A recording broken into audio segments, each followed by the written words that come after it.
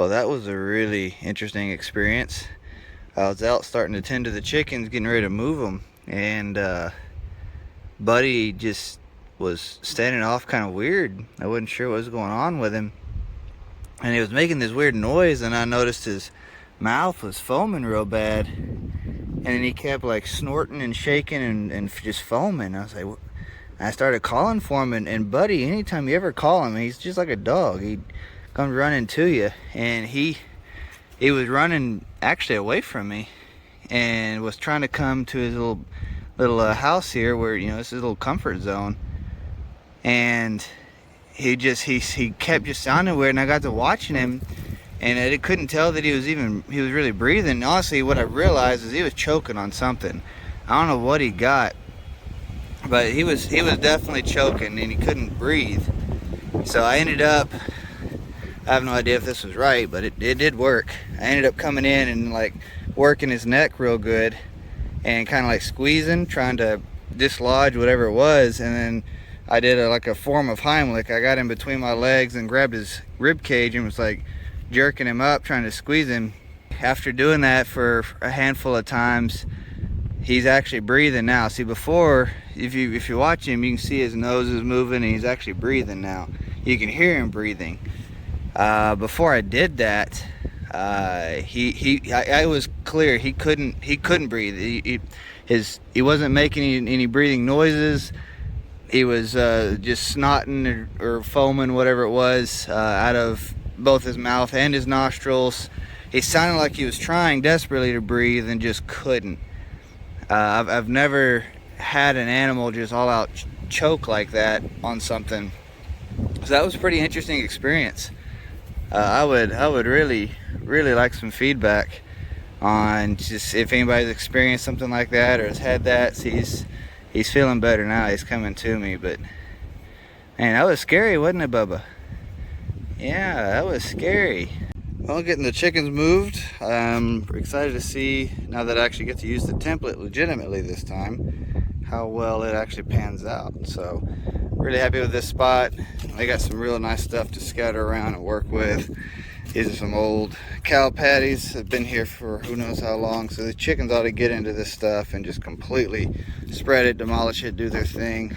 They didn't do quite as much over in the other spot as I thought they would have done. Honestly, I really did think they would have done more to work that spot, but that ground is really hard, and they did a good job of getting a real surface level. So my hope is that with what little they did get done, it'll be enough that some of the grass may try to start doing something in there and finish breaking it up the rest of the way. So we'll see. We'll kind of just play with it, see how it goes. You know, it's the first time putting them on that hard of ground, so I really wasn't sure what results to expect anyway.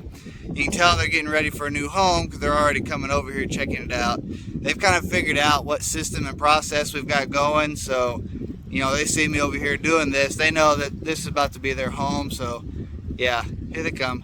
What y'all ladies doing? Looking fine today, huh? Just clucking around. Feeling better, buddy? Yeah, you seem like you're feeling better. Can you breathe now? You able to breathe, wander around? You getting you a snack? Yeah, so we cloth diaper, so I need to wash out those diapers. That's part of my chores for today. You follow me around? Daisy's back out here chasing armadillos. Girl, what are you doing? One of these days, they're gonna turn on you, and you're gonna feel awful funny for it. Rancher's out situating the animals today, and he thought he'd come through and they wouldn't follow him, but they did. Hey, Buster. So now we got the sheep herd come flooding in. They're trying to follow. He's gonna come back up here with a mule and some feed, and we'll shoo him back in that back pasture again. The herd looks good though. Lambs are growing up good. See, all of these you're seeing, well, not those, but most of these are going to be about the same age as Buddy. Just Buddy's over there hiding because He's never been with the herd. We're gonna fix that here soon. We're gonna put him with the rest of them here before long. Daisy, you so big and bad. Why aren't you herding them? Get them back in the pasture, girl. Go get them sheep turned around. Run them back. Where you going, Daisy? Come on now. You such a big bag dog. Well, something was putting a lot of work into getting to them chickens that night. So I did that shorts video where I showed that the cage on the coop had been kind of tore into and tore apart. And I didn't realize it, but when I went to get the Energizer today, something had been chewing on the positive cable like crazy. And it actually got to the point where it pulled the cable off the terminal block. I had to redo it all. I'm going to take some electrical tape and just try to wrap where it chewed through it a little bit. Thankfully, it's not significantly damaged. It just messed up the insulation some.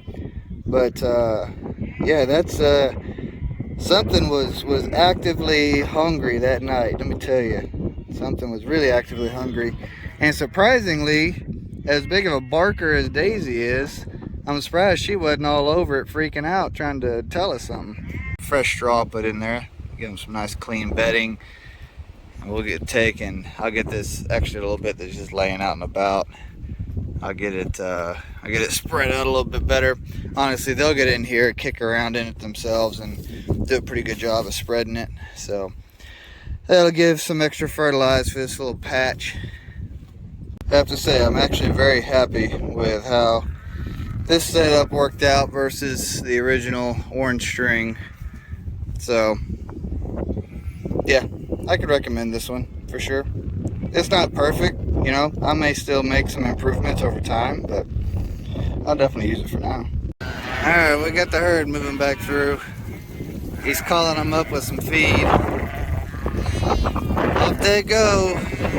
Bunch of hungry bellies looking for a free meal.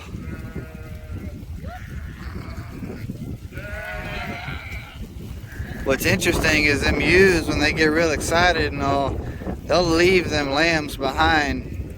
And all afternoon there's been just a steady trickle of lambs running through from the back side of the pasture where they got left and had to catch up and find their mamas. Most of these are Dorpers, and there's a few Katahdins. Like that one there's a Katahdin mix with a Dorper mama. I think that's a good closeout for the day. Got the diapers washed, got a couple of things taken care of. Chickens are happy. Daisy's living her best life. We'll see y'all in the next one.